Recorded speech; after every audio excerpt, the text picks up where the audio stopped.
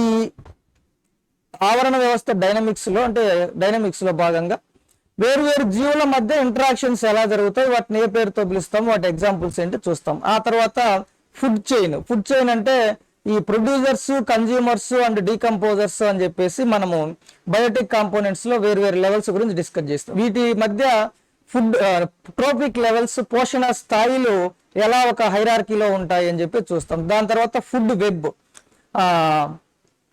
ఆహారపు వల, అంటే ఇందులో ఈ ఫుడ్ చైన్ ని ఎలా ఒక లీనియర్ గా కాకుండా ఒక ఫుడ్ చైన్ కు ఇంకొక ఫుడ్ చైన్ కు ఎలా ఇంటర్లింక్ ఉంటుంది అని చెప్పి తెలియజేసేది ఫుడ్ వెబ్. ఆ తర్వాత ecological pyramids. So ecological pyramids లో జీవులను ఎలా ఒక పిక్టోగ్రాఫిక్ గా రిప్రజెంట్ చేస్తే ఎలా ఉంటుంది అని చెప్పేసి ఆవరణ వ్యవస్థలో జీవులను, అది ecological pyramids. So energy flow in the ecosystem, ఆవరణ వ్యవస్థలో బయోటిక్ అండ్ ఎబయోటిక్ కాంపోనెంట్స్ మధ్య శక్తి అనేది ఎలా ప్రసరిస్తుంది అనే దాని గురించి తెలుసుకుంటాం. ఆ తర్వాత ప్రొడక్టివిటీ గురించి, ఉత్పాదకత గురించి. సో డిఫరెంట్ ఈకోసిస్టమ్స్ లో ప్రొడక్టివిటీ ఎలా ఉంటుంది, గ్రాస్ ప్రొడక్టివిటీ అంటే ఏంటి, నెట్ ప్రొడక్టివిటీ అంటే ఏంటి అని చెప్పేసి, ప్రొడక్టివిటీకి ఫేవరబుల్ కండిషన్స్ ఏంటి అని డిస్కస్ చేస్తాం. ఆ తర్వాత ఇకలాజికల్ సక్సెషన్, జీవావరణ అనుక్రమకము.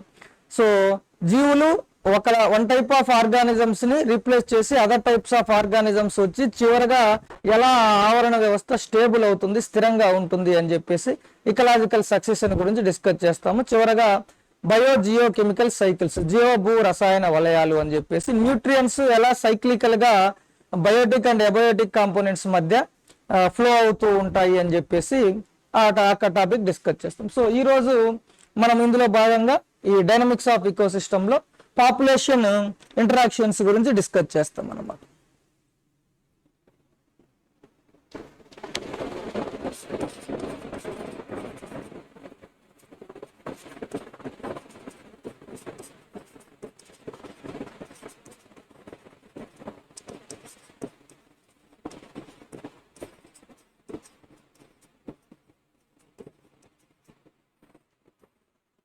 జనాభా అంతర చర్యలు. సో ఆవరణ వ్యవస్థలో ఏ జీవి కూడాను ఒంటరిగా జీవించలేదు. సో ప్రతి జీవి ఆహారం కోసము లేదా ఆవాసం కోసము ఇతర జీవులపైన ఆధారపడి ఉంటుంది. No organism in an ecosystem can live solitarily without depending on other organisms. It must depend on other organisms for food and shelter. So అందువల్ల ఈ జీవులు అనేవి ఇతర జీవులతో ఇంటరాక్షన్స్ జరుపుతూ ఉంటాయి ఫర్ ఫుడ్ అండ్ షెల్టర్ కోసం.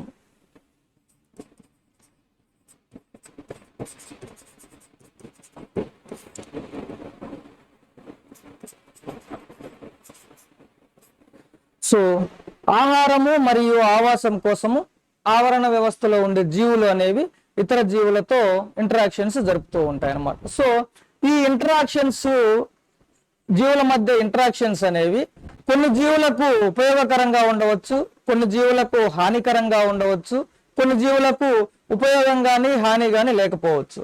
Those interactions may be useful to some organisms or harmful to some organisms or neither useful nor harmful to some organisms అన్నమాట. సో దాన్ని బేస్ చేసుకొని ఈ ఆవరణ వ్యవస్థలో ఈ ఇంటరాక్షన్స్ అనేవి జీవులకు, ఆ ఇంటరాక్షన్ లో ఉన్న జీవులకు ఉపయోగంగా ఉన్నాయా లేదా హానికరంగా ఉన్నాయా లేదా తటస్థంగా ఏ ఉపయోగం కానీ నష్టం కానీ లేకుండా ఉందా అనే దాన్ని ఆధారంగా చేసుకుని ఈ ఇంటరాక్షన్స్ ని మళ్ళీ ఒక 5-6 రకాలుగా డివైడ్ చేయడం జరిగింది. సో ఒక్కొక్క దాని గురించి ఇప్పుడు మళ్ళీ మనము డీటెయిల్ గా తెలుసుకుందాం. సో ఒకటి వచ్చేసి సింబయాసిస్ ఆర్ మ్యూచువలిజం, తెలుగులో సహజీవనం.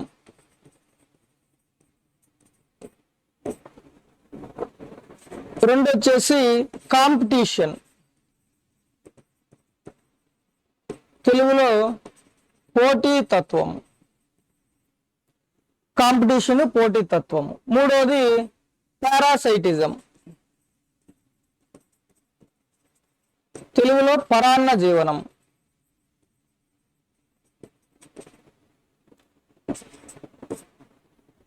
నాలుగు వచ్చేసి ప్రిడేషన్, భక్షణ తెలుగులో. 5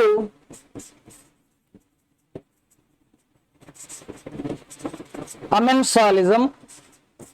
6 కామెన్సాలిజం. సో ఈ 6 టైప్ ఆఫ్ ఇంటరాక్షన్స్. సో ఆ ఇంటరాక్షన్ లో ఆ జీవుల మధ్య ఉన్న అంతర్చర్యలలో జీవులకు లాభం జరుగుతుందా, అంటే ఉపయోగం ఉంటుందా, లేదా హాని జరుగుతుందా, లేదా న్యూట్రల్ గా ఉంటుందా అనే ఆధారంగా చేసుకుని ఆ ఇంటరాక్షన్స్ ని ఈ 6 రకాలుగా మనము చదువుకోవచ్చు అనమాట. సో ముందుగా సింబయాసిస్ లేదా మ్యూచువలిజము, తెలుగులో సహజీవనం, పేరులోనే ఉంది మ్యూచువలిజం ఆర్ సహజీవనం. అంటే ఈ ఇంటరాక్షన్ లో ఉండే జీవులకు, 2 జీవులకు ఉపయోగకరంగా ఉంటుంది అనమాట. సో 2 జీవులకు ఉపయోగకరంగా ఉంటుంది. ఈ ఇంటరాక్షన్ లో ఏ జీవులు అనేది నష్టపోవడం జరగదు. సో అందువల్ల ఈ సింబయాసిస్ ని, మ్యూచువలిజాన్ని ప్లస్ ప్లస్ అని అంటారన్నమాట. ఇంటరాక్షన్స్ ని ప్లస్ ప్లస్ లేదా ప్లస్ మైనస్ అని చెప్పేసి ఇట్లా ఉపయోగంగా ఉందా లేదా హానికరంగా ఉందా అని చెప్పి అంటాము. ఇంటరాక్షన్స్ లో 0 చూపిస్తే ప్లస్ మైనస్ 0 ఉంటుంది. ఇంటరాక్షన్స్ లో ప్లస్ చూపిస్తే ఆ జీవికి ఉపయోగకరంగా ఉంటుంది అని, మైనస్ చూపిస్తే హానికరంగా ఉంటుంది అని, హార్మ్ఫుల్. 0 ఉంది అంటే న్యూట్రల్, దానికి ఉపయోగం కానీ హాని కానీ లేదు అని చెప్పేసి ఈ రిలేషన్స్ అన్నమాట. సో మొదటగా సింబయాసిస్. సింబయాసిస్ లో 2 జీవులకు ఈ ఇంటరాక్షన్ వల్ల ఉపయోగకరంగా ఉంటుంది. సో ఒక జీవి ఫుడ్ ప్రొవైడ్ చేస్తే ఇంకొక జీవి షెల్టర్ ని ప్రొవైడ్ చేస్తుంది, లేదా ఒక జీవి ఫుడ్ అండ్ షెల్టర్ ని ప్రొవైడ్ చేస్తే ఇంకొకటి ప్రొటెక్షన్ ఇస్తుంది, రక్షణను కలిగిస్తుంది అన్నమాట. సో దీనికి బెస్ట్ ఎగ్జాంపుల్స్ వచ్చేసి మనకు సింబయాసిస్ కి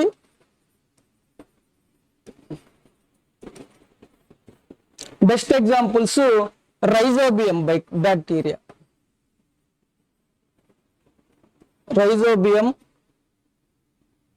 అండ్ లెగ్యుమినేసి మొక్కలు.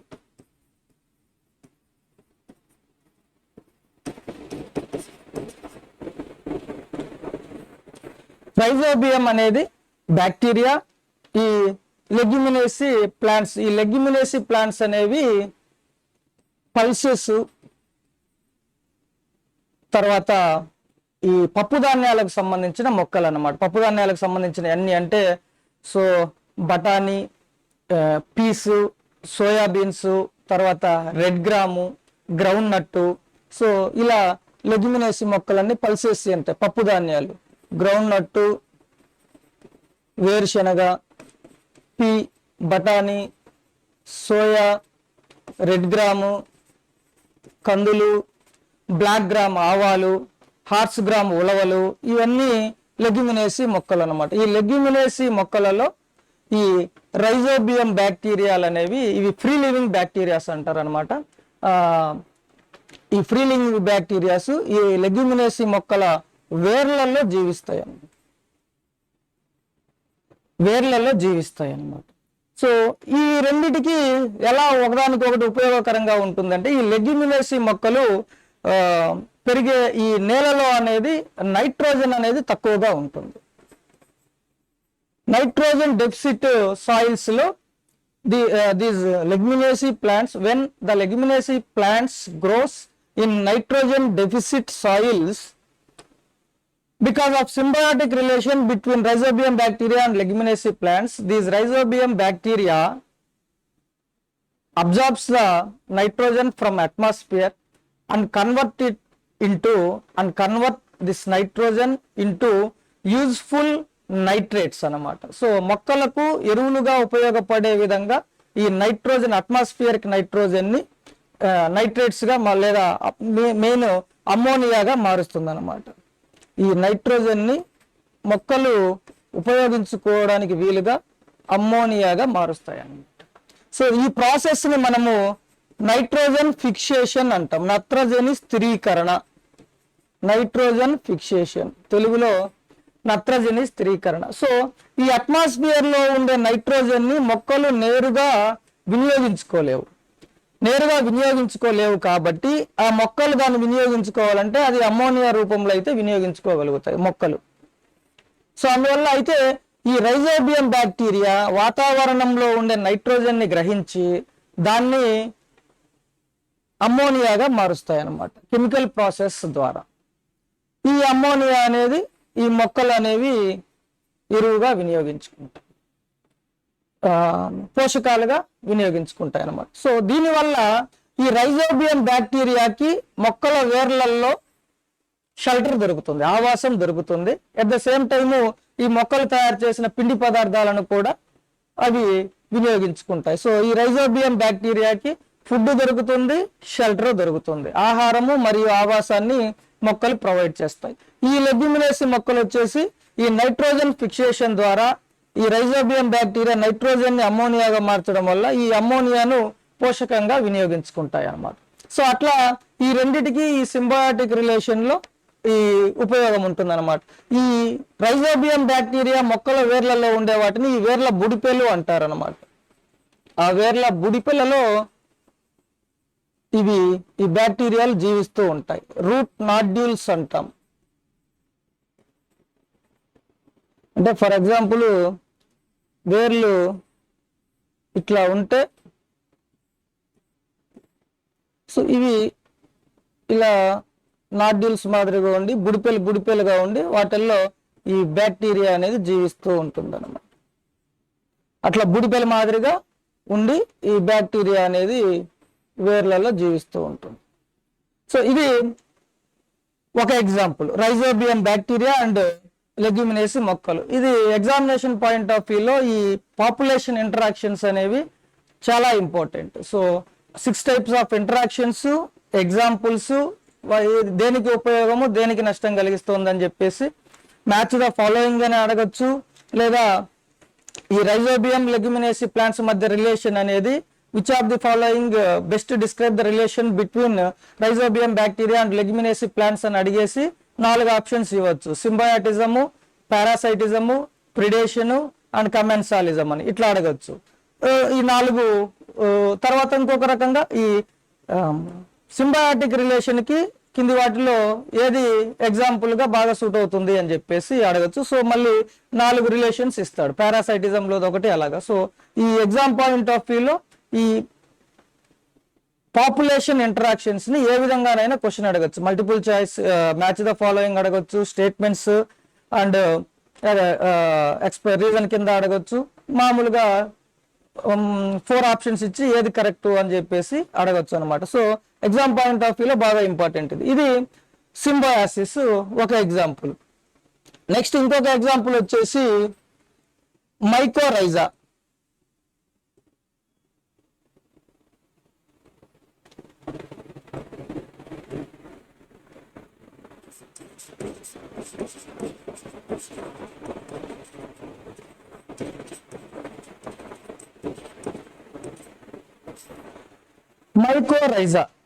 మైకోరైజా అంటే ఇది ఒక సింబయాటిక్ రిలేషన్ బిట్వీన్ ఫంగి అంటే శిలీంధ్రాలు మరియు higher plants. Fungus plus hire plants ఈ రెండింటి మధ్య సహజీవనం అన్నమాట. సో ఈ ఫంగస్ అనేవి ఉన్నత స్థాయి మొక్కల యొక్క వేర్లలో జీవిస్తూ ఉంటుంది. ఈ వేర్లలో జీవిస్తూ ఉండి ఈ ఫంగస్ పోషకాలను మరియు నీటిని గ్రహించి మొక్కకు అందిస్తాయి. ఈ ఫంగస్ పోషకాలను మరియు నీటిని గ్రహించి మొక్కకు అందిస్తాయి. మొక్క అనేది మళ్ళీ ఇన్ రిటర్న్ షెల్టర్ని ఇస్తుంది ఈ ఫంగస్ కి. అట్ ద సేమ్ టైము ఫుడ్ని, ఆహార పదార్థాలని అందిస్తుంది అన్నమాట. ఇది పోషకాలని వాటర్ని ప్రొవైడ్ చేస్తుంది ఫంగస్. ప్లాంట్స్ వచ్చేసి ఫుడ్ అండ్ షెల్టర్ని ప్రొవైడ్ చేస్తాయి అన్నమాట. ఆహారము మరియు ఆవాసము. మైకోరైజా అంటే శిలీంధ్రము మరియు ఉన్నత స్థాయి మొక్కల మధ్య ఉన్న సహజీవనము అన్నమాట. సో ఇది మనము ఎగ్జామ్లో ఇంకొకటి కూడా అనొచ్చు. ఈ మైకోరైజా అంటే వేటి మధ్య సహజీవనము అని చెప్పేసి. బ్యాక్టీరియా మరియు ఉన్నత స్థాయి మొక్కల మధ్య సహజీవనము, బ్యాక్టీరియా మరియు సేవలం మధ్య సహజీవనము, లేదా ఒక సేవలము ఒక శిలీంధ్రం మధ్య సహజీవనము అని చెప్పేసి ఇట్లా క్వశ్చన్ అడగచ్చు. సో ఇది ఫంగస్ మరియు హైయర్ ప్లాంట్స్. రైజోబియం వచ్చేసి బ్యాక్టీరియా మరియు లెగ్యుమినేసి ప్లాంట్స్ మధ్య సింబయాటిక్ రిలేషన్. సో ఇది మైకోరైజా. నెక్స్ట్ ఇంకొక ఎగ్జాంపుల్ వచ్చేసి లైకెన్స్. దీని గురించి మనము ఆల్రెడీ డిస్కస్ చేసుకున్నాం. లైకెన్స్ లో ఒక సేవలము మరియు ఒక శిలీంధ్రం మధ్య symbiotic relation between an algae and fungi is called lichens అన్నమాట. లైకెన్ అనేది ఒక ఆర్గానిజం కాదు, ఆల్గే, సేవలము మరియు ఫంగి, శిలీంధ్రము, ఈ రెండింటి మధ్య సింబయాటిక్ రిలేషన్, సహజీవనము. సో ఈ ప్రక్రియలో ఆల్గే అనేది ఫంగస్ మీద షెల్టర్ పొంది జీవిస్తూ ఉంటుంది అనమాట. సో ఫంగస్ అనేది ఆల్గేకి షెల్టర్ ఇస్తుంది, దాంతోపాటు వాటర్ ప్రొవైడ్ చేస్తుంది. ఆల్గే ఫుడ్ను తయారు చేస్తుంది. ఆల్గే అంటే సేవలాలు కాబట్టి ఫోటోసింథసిస్ ప్రాసెస్ ద్వారా ఫుడ్ను తయారు చేస్తుంది. ఈ ఫుడ్ని ఫంగి అనేది శిలీంధ్రాలు వినియోగించుకుంటాయి అన్నమాట. సో ఆల్గి అండ్ ఫంగి మధ్య సింబయాటిక్ రిలేషన్ వల్ల ఈ లైకెన్స్ అనేవి ఏర్పడతాయి అన్నమాట. నెక్స్ట్ ఇంకొకటి వచ్చేసి మానవునిలో, హ్యూమన్ బీయింగ్స్ లో ఈకోలి, ఎచ్చెరీషియా కోలి అని ఒక బ్యాక్టీరియా ఉంటుంది. ఈకోలి అండ్ హ్యూమన్, మానవుని యొక్క ఇంటెస్టిన్ లో, పేగులో ఈకోలై, ఎచ్చెరీషియా కోలై అనేది ఒక బ్యాక్టీరియా వృద్ధి చెందుతూ ఉంటుంది. ఈ బ్యాక్టీరియా అనేది మానవుని శరీరంలో సైనోకోబాలమిన్, విటమిన్ B12 మరియు విటమిన్ K, బ్లడ్ క్లాటింగ్ కి సహకరించే విటమిన్ K, ఈ రెండింటిని ప్రొడ్యూస్ చేసి మనకు హ్యూమన్స్ కి ఈ రెండు విటమిన్స్ రూపంలో సహకరిస్తుంది అన్నమాట. విటమిన్ B12 తర్వాత విటమిన్ K, ఈ రెండింటిని ప్రొడ్యూస్ చేస్తుంది. ఈ రెండు విటమిన్స్ మానవుడు వినియోగించుకుంటాడు. సో ఇన్ రిటర్న్ ఈకోలి వచ్చేసి మానవుని ద్వారా ఫుడ్ మరియు షెల్టరు, ఆహారము మరియు ఆవాసాన్ని పొందుతాయి అన్నమాట. సో ఇది సింబయాటిక్ రిలేషన్కి ఎగ్జాంపుల్స్. రైజోబియం అనేది బ్యాక్టీరియా, లెగ్యుమినేసి ప్లాంట్స్, మైకోరైజా శిలీంధ్రము మరియు హైయర్ ప్లాంట్స్ వేర్లలో సింబయాటిక్ రిలేషను, లైకెన్స్ ఒక ఆల్గే ఒక ఫంగి శిలీంధ్రానికి మధ్య సింబయాటిక్ రిలేషను, ఇంకొకటి ఈకోలి ప్లస్ ఎచ్చెరీషియా కోలై అనేది బ్యాక్టీరియా మరియు మానవునికి మధ్య సింబయాటిక్ రిలేషన్. సో ఈ ఎగ్జామ్ పాయింట్ ఆఫ్ వ్యూలో లైకెన్ ఒక ఆల్గేకు ఒక ఫంగస్ కు మధ్య ఇంటరాక్షనా, లేదా ఆల్గేకు బ్యాక్టీరియాకు, లేదా ఆల్గేకు ఫంగికి బ్యాక్టీరియాకు అని చెప్పేసి ఇట్లా ఆప్షన్స్ ఏదైనా అడగచ్చు అనమాట. దీంట్లో క్వశ్చన్ అనేది ఏ విధంగా అయినా అడగడానికి అవకాశం ఉంటుంది. సో ఇది సింబయాటిక్ రిలేషన్. బోత్ ఇందులో ఉన్న రెండు జీవులు కూడాను లబ్ధి పొందుతాయి, రెండిటికి ప్లస్ ప్లస్.